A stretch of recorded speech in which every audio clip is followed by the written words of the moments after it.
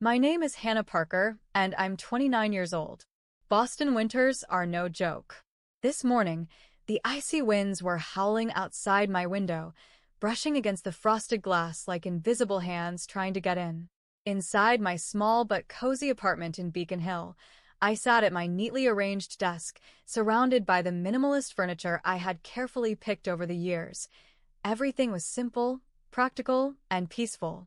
Exactly how I liked it.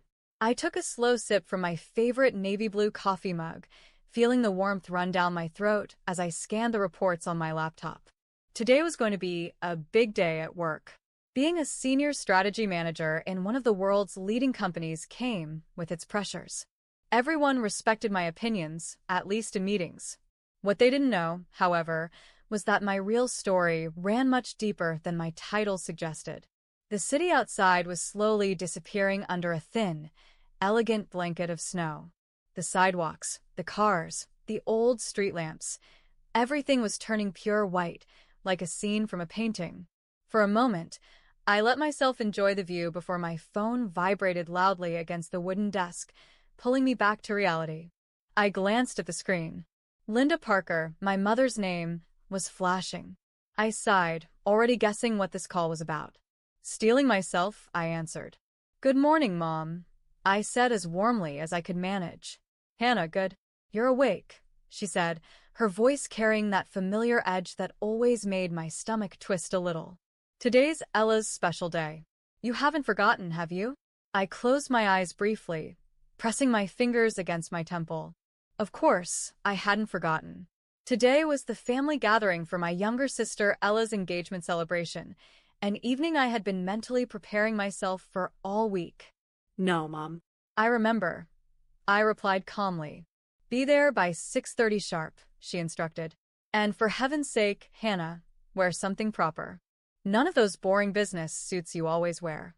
Something feminine for once." I forced a polite smile even though she couldn't see me. "Of course, Mom." We ended the call quickly. As I set the phone back down, my gaze shifted to the old framed photo sitting on the corner of my desk. It was of my father, smiling at me with the same gentle eyes I remembered from childhood. He had been gone for nearly 10 years, but his lessons, his hopes, and most of all, his secrets still lived inside me. Secrets my mother and Ella knew nothing about.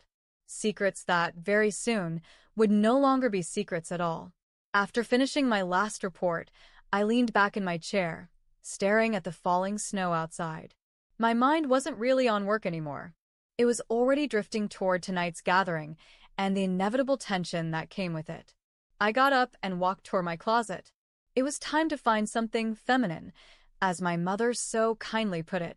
Pushing aside my favorite tailored blazers and simple dresses, I pulled out a deep sapphire blue dress I had bought months ago but never worn. It was elegant but understated, just like me. Maybe it would be good enough to meet her impossible standards. I slipped the dress onto my bed and went to the bathroom to freshen up. As I splashed cold water on my face, my phone buzzed again, vibrating against the nightstand. It was Daniel Reed, my fiancé. I quickly wiped my hands and answered. "Hey, Dan," I said, my voice softening for the first time all morning. "Hey, beautiful," he replied warmly. "Just checking in. How are you feeling about tonight?" I hesitated, meeting my own reflection in the mirror. "A little nervous," I admitted. "You know how Mom and Ella are. They'll probably criticize everything, my clothes, my career, my relationship, like always." Daniel chuckled softly. "Well, let them. You're incredible, Hannah. They're just too blind to see it." I smiled despite myself. His voice was always a comfort, a steady hand pulling me back when the world tried to shove me down. Thanks, Dan. It helps hearing that. "And remember," he added with a teasing note, "after tonight it's our turn. Our wedding. Our future. And I can't wait to start it with you." "Neither can I whispered, feeling a lump form in my throat. "I'll let you get ready," he said. "Call me if you need anything. I love you." "I love you too." I ended the call, feeling a bit stronger. With Daniel by my side, even from a distance, I could face anything, even an evening with my family. Pulling myself together, I finished getting dressed. The blue dress fit perfectly, modest yet graceful. I pinned my hair into a loose bun and added simple pearl earrings. No flashy jewelry, no unnecessary glamour. That wasn't me. By the time I was ready, the snow outside had thickened into soft, steady flurries. I grabbed my coat, wrapped a scarf around my neck, and stepped into the cold. As I walked to my car, I promised myself, stay calm, stay strong.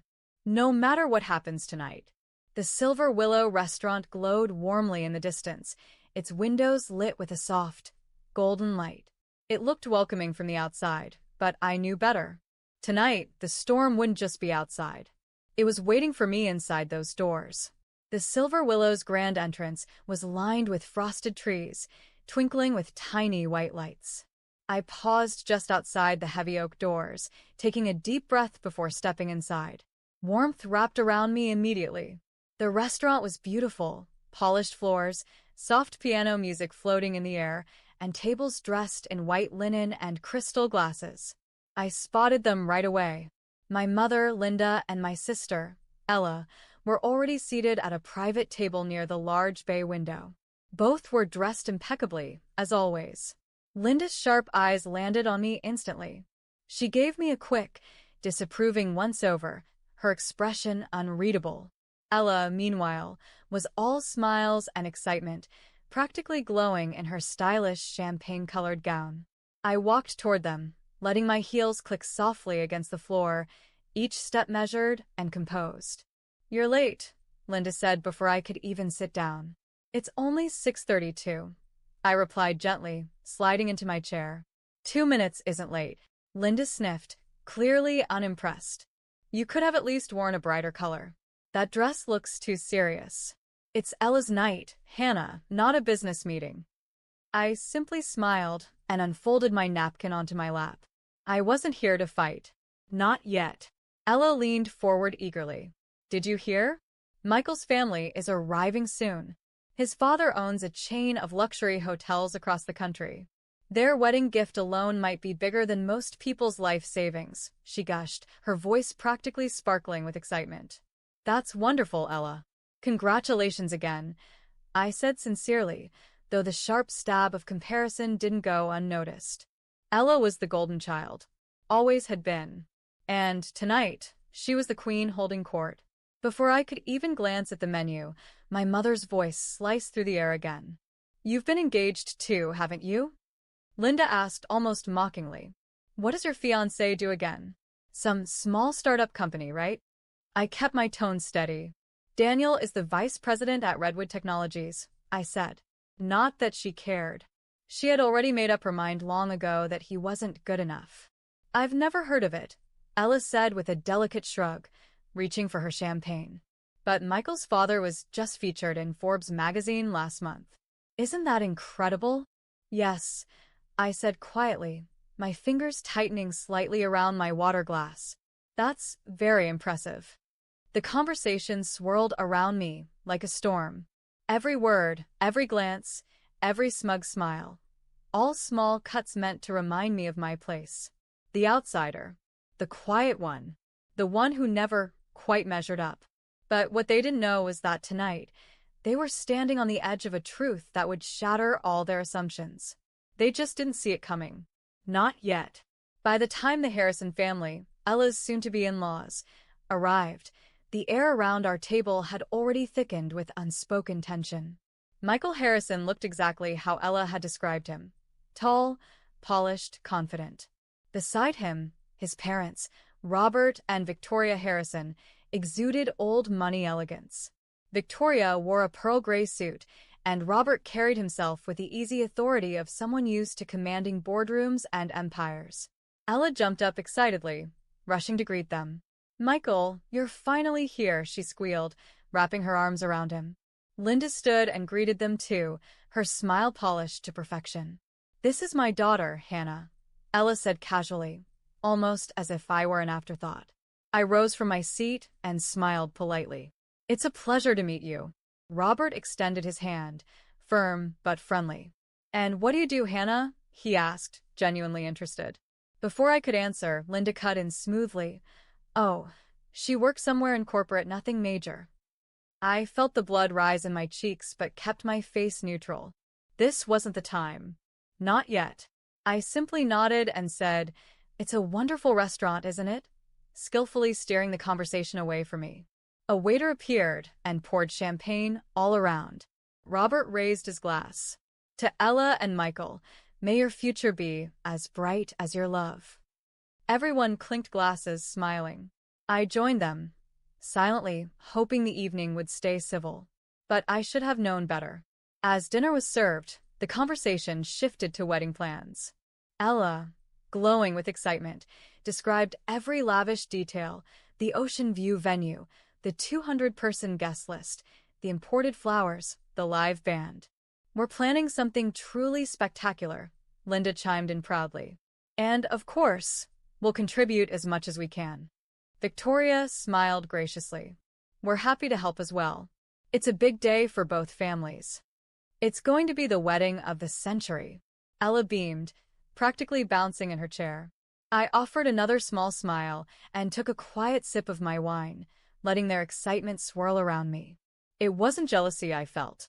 It was something sadder, the growing realization that no matter how much I achieved, I would never be enough for them unless it came with glitter and grandstanding. But I stayed quiet, because tonight wasn't about me. At least, not yet. By the time the main course arrived, a beautifully plated roast duck with winter vegetables, the cracks in the evening's carefully staged perfection were starting to show. Linda had already emptied her second glass of wine, and her voice had taken on a sharper, louder edge. I could see Robert and Victoria exchanging polite but uneasy glances. Michael stared down at his plate, occasionally reaching for Ella's hand to calm her. I stayed silent, quietly cutting into my food, hoping to slip through the evening without drawing more fire. No such luck. "So, Hannah," Linda said suddenly, her voice just a little too loud, "I heard from Jennifer's mother that you got a promotion recently." I paused, my fork halfway to my mouth. "That's right," I said, setting it down carefully. "A little more responsibility." Linda's smile thinned into something almost predatory. "And a salary raise too, I assume?" There was a weighted pause at the table. I could feel everyone's eyes, the Harrisons, Ella, even Michael, flickering toward me. "This really isn't the time to discuss that," I said softly. "Why not?" Linda said, waving her hand dramatically. "We're family, aren't we?" Ella smirked into her champagne glass. The tension thickened, like the snow falling outside. I could practically hear the waitstaff whispering from the service station nearby. Linda leaned forward, her wine glass catching the light. "Ella's wedding is going to be a grand affair. It's only natural that everyone in the family contributes generously." There it was, the trap. I placed my fork down slowly, keeping my voice even. "Of course we all want Ella's day to be beautiful." Linda nodded vigorously. "Exactly. And that's why," she said, her voice rising even further, "I think it's only fair that you, Hannah, contribute $40,000 toward the wedding expenses." The words dropped like a bomb onto the table. $40,000. The Harrisons visibly stiffened. Michael's face flushed. Victoria blinked in surprise. Even Ella looked slightly embarrassed, though not enough to speak up. I sat frozen for a moment, stunned not by the amount, but by the brazen entitlement in my mother's tone, as if my entire existence was measured only by what I could provide for them. Slowly, I picked up my water glass, took a calm sip, and then placed it back down. Then I met Linda's expectant, demanding gaze. "I'm sorry, Mom," I said clearly, "but that's not going to happen." Dead silence. The kind of silence that seems to vacuum all the air out of the room. Linda's face hardened. Ella let out a tiny gasp of outrage. "You selfish little," Linda spat, starting to rise from her seat. And I knew, without a doubt, that things were about to explode. Linda shoved her chair back with a screech against the polished floor. All eyes in the restaurant turned toward us. Even the soft piano music in the background seemed to falter. "You stand there in your fancy dress, drinking expensive wine, and you can't even help your own sister?" Linda's voice cracked through the room, loud and ugly. Mother, please, I said quietly, trying to maintain some shred of dignity. This isn't the time or place for this. The hell it isn't, she snapped, her face flushed red, whether from wine or rage, I couldn't tell. You've always been selfish, Hannah. Always living in your own little world.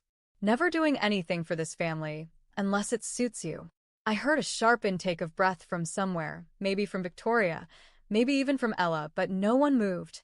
It was like the entire restaurant was frozen, holding its collective breath. And then it happened. Before I could react, Linda marched around the table, her heels clicking violently against the hardwood floor. She stopped right in front of me. For a split second, I truly believed she would calm down, that she would see reason. But instead, her hand came flying through the air with brutal, shocking force. Smack! The slap echoed around the room like a gunshot. My head snapped slightly to the side. My hand instinctively flew up to my burning cheek. I could feel the sting immediately, the heat rushing under my skin. Tears threatened the corners of my eyes, not from the physical pain, but from the raw humiliation. The disbelief that she would strike me, here, in public, in front of strangers, in front of Ella's future in-laws. A deep, gasping silence filled the room. Even the waiters had stopped moving. Michael half rose from his chair, looking horrified. Robert Harrison stood up completely, anger flashing across his normally composed face. Victoria reached toward Linda, as if to physically stop her from doing more. Ella just sat there, her mouth open in shock. My hand trembled against my face. For a moment, I couldn't speak. I just stared at my mother, this woman who was supposed to love me, and saw only rage, bitterness, and deep, gnawing entitlement. You, Linda spat, pointing her finger inches from my face, are a disgrace to this family. If your father were alive to see you now, he would be ashamed. The words hit harder than the slap. Something inside me, something that had been bruised and battered over the years, snapped into place. I lower my hand slowly, straighten my back, and for the first time in a long time, I looked my mother dead in the eye, not with fear, but with absolute, unshakable clarity. I didn't say a word right away. Instead, I calmly picked up my cloth napkin, dabbed the corner of my lip where I could still feel the sting, and folded it neatly on the table. I stood slowly, ignoring the hundreds of eyes burning holes into my back. Across the room, the entrance doors to the restaurant swung open. And like fate itself had been waiting for this moment, in walked Daniel, and with him, another woman in a dark navy suit, walking with quiet, commanding grace. It was Caroline Reed, Daniel's mother, and the CEO of Redwood Technologies. Daniel's eyes found mine immediately. His expression darkened when he saw my red, swollen cheek. He crossed the room toward me without hesitation, placing a protective hand on my back. "Are you okay?" he murmured. I nodded once, feeling the pressure of 1,000 emotions pressing against my chest. Caroline stepped forward too, her sharp, intelligent eyes sweeping over the entire scene. The frozen Harrisons, Ella looking pale, Linda still standing rigid and furious. "I'm Caroline Reed," she said calmly, introducing herself to the stunned room. Her voice was clear and steady, cutting through the tension like a knife through silk. "Daniel's mother. It's an honor to meet the Harrison family and, of course, Hannah's family as well." Linda blinked, slightly sobered by the realization of who was now standing in front of her. But Caroline wasn't finished. She turned her sharp gaze toward Linda and Ella. "I had a long conversation today with Hannah's colleagues and partners," Caroline said. "And I think, before any more insults are hurled, it's time everyone here learned the full truth about who exactly Hannah Parker is." My heart pounded in my chest, but I remained silent, letting Caroline speak for me. "Because she's not just some corporate employee," Caroline continued, her tone growing stronger. "In fact, she is the true heir and future CEO of Parker Global Enterprises." The room went dead silent. Linda's mouth fell open. Ella's champagne glass slipped from her fingers and clattered onto the table. Victoria Harrison's eyes widened in open shock. Robert Harrison leaned forward slightly, as if needing to hear it again to believe it. That's impossible, Linda said, her voice shaking now. Parker Global it's huge. It's worth billions. Yes, Caroline said coolly. And her father, George Parker, prepared Hannah for years, privately, to succeed him. Not you, not Ella. Only Hannah. I could see the blood drain from my mother's face. I didn't want to lead with my title. I finally said, speaking up for the first time, my voice calm and steady. I wanted to earn my place through hard work, not through privilege. I wanted to see if you would ever recognize me for who I am, not for what I could give you. The Harrisons sat back, stunned into silence. Even Ella couldn't summon a fake smile this time. You've judged me for being plain and ordinary, I continued, my words cutting clean and deep, when all along, I was building something real. Something lasting. Something my father would have been proud of. Linda's knees seemed to buckle slightly, and she sank into her chair, covering her mouth with trembling fingers. I didn't know, she whispered. No, I said quietly. You never bothered to ask. The silence at our table stretched painfully long. Ella sat frozen, her hands clasped tightly in her lap. Michael stared at her, his brow furrowed in something that looked very much like disappointment. Victoria Harrison was the first to break the silence. She turned toward me, her voice gentle but firm. Hannah, it's an honor to finally know who you truly are. You have nothing to prove to anyone here. Her words, filled with genuine respect, felt like a bomb against the rawness burning in my chest. Robert Harrison nodded. You're exactly the kind of person we're proud to welcome into our family, he said, casting a pointed glance at Ella, who squirmed under the weight of it. Linda finally found her voice, though it was shaky and small. I'm sorry, she said, looking up at me with tear-filled eyes. I treated you terribly. I let my pride and my foolishness blind me. She reached across the table, as if to take my hand. But I stepped back, gently but firmly. I forgive you, Mom, I said quietly. But forgiveness doesn't erase what happened tonight, or all the years before this. Linda's hand dropped helplessly into her lap. Her shoulders sagged under the invisible weight of her own mistakes. Ella finally spoke, her voice barely above a whisper. Sister? I didn't know either. I never thought you were doing something so incredible. I looked at her, my once envied, once untouchable sister, now a young woman stripped of illusions. For the first time in years, I saw not my rival, but simply a lost girl, trying to find her way. You never asked, I said softly. You only judged. Ella swallowed hard, tears shining in her eyes. Michael reached out and gently placed a hand over hers. There was something final in his gesture, a silent warning, perhaps, that things would have to change if their relationship had any hope of surviving. Daniel squeezed my hand under the table, steady and strong as ever. I turned toward him, finding comfort in the simple fact that while some relationships crumble, others endure and grow even stronger under pressure. I think we should leave, Daniel said quietly in my ear. I nodded. Turning back to the table, I addressed them one last time. I'm not contributing $40,000 to Ella's wedding, I said calmly. But I do wish you both, Ella, Michael, happiness and a future filled with real love and mutual respect.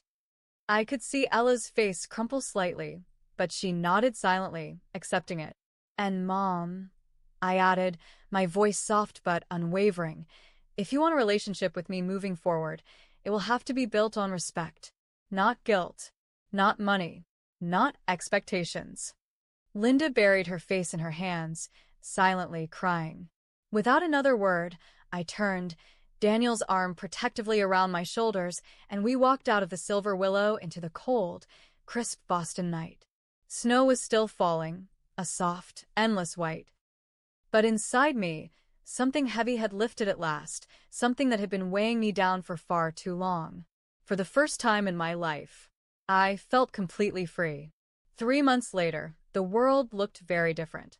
The bitter winter had melted into a soft, early spring, and with it, the bitterness that had once clung to my heart had begun to thaw as well. On a bright Saturday afternoon, in a small sunlit church just outside Boston, I stood hand in hand with Daniel, the man who had seen me, believed in me, and loved me when others only saw a shadow. I wore a simple ivory dress with delicate lace at the sleeves. Nothing grand, nothing extravagant, just something real, something that felt like me. Daniel looked effortlessly handsome in a classic navy suit, his smile steady and sure. The wooden pews were filled with the people who truly mattered, colleagues who had become friends, a few close mentors, and yes, even my mother and Ella. Linda sat quietly in the front row, her hands folded tightly together. There were still traces of regret in her eyes, but there was something else too, something new. Respect. Beside her, Ella dabbed at her eyes with a tissue, her face shining with genuine happiness as she watched me. I caught their eyes and smiled softly. Not everything broken can be perfectly repaired, but sometimes broken things can be stitched back together in new, stronger ways. The pastor's voice echoed gently through the small chapel, blessing our vows. As Daniel slipped the ring onto my finger, I felt the weight of the past fall away, replaced by something lighter, brighter, something pure. When the ceremony ended, we walked back down the aisle together, hand in hand, into a future we had built ourselves, not through money, not through appearances, but through love, trust, and truth. Outside the church, the trees were budding with the first signs of spring. Tiny pink and white blossoms swayed in the soft breeze. Nature's quiet way of saying, new beginnings are possible. At the small reception afterward, while guests enjoyed simple but delicious food under strings of lights, Linda approached me, nervously twisting the edge of her sleeve. "Hannah," she said, her voice trembling slightly. "I don't deserve your kindness, but I'm grateful you gave me another chance." I looked at her, really looked, and for the first time in my life, I didn't see the cold, commanding mother I had always feared. I saw a woman trying, clumsily and late, but still trying. I placed my hand gently on hers. "We can't change the past," I said, "but we can decide what comes next." Tears filled her eyes, but this time, they were different. Softer. Cleaner. Ella joined us, looping her arm through mine. "I'm starting business school next month," she said shyly. "I want to work for Michael's company, but properly. I want to earn it." I couldn't help but smile. "That's wonderful, Ella. I'm proud of you." "Because of you," she whispered. For the first time, I believed her. 1 week later, I stood in a different kind of spotlight. This time, not in a church, but at the towering headquarters of Parker Global Enterprises, my father's dream, and now officially mine.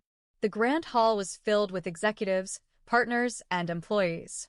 Flashes from cameras popped softly like distant fireworks as I stepped up to the stage. The golden plaque above me now read, "Hannah Parker, Chief Executive Officer." For a moment, I closed my eyes and let the weight of it settle over me. Not the burden, but the honor. I thought of my father, the long talks we had when I was still a teenager, the handwritten notes he had secretly left for me, the way he had believed in my potential when no one else even noticed. I thought of Daniel, smiling proudly in the front row, holding my hand through every storm. I thought even of my mother and Ella, sitting quietly at the back, humbled and changed by the truth that had shattered our old broken bonds and stitched something fragile but real in their place. Taking a deep breath, I began my speech. "Good morning, everyone," I said, my voice steady and clear. "I stand before you today not because of my name and not because of any privilege. I stand here because of perseverance, resilience, and a belief that real strength isn't inherited, it's built."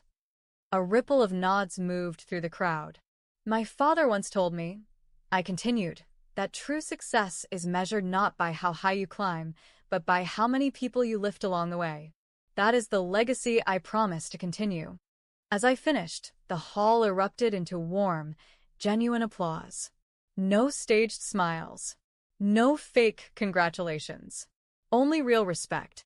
Later that evening, Daniel and I walked hand in hand down the quiet streets of Boston, the the city lights glimmering above us like fallen stars. He squeezed my hand. "You did it," he said simply. "We did it," I corrected with a smile. We stopped at a small bridge overlooking the frozen river, the city stretching out before us. The same city where I had once felt so invisible, and now I stood unshakable.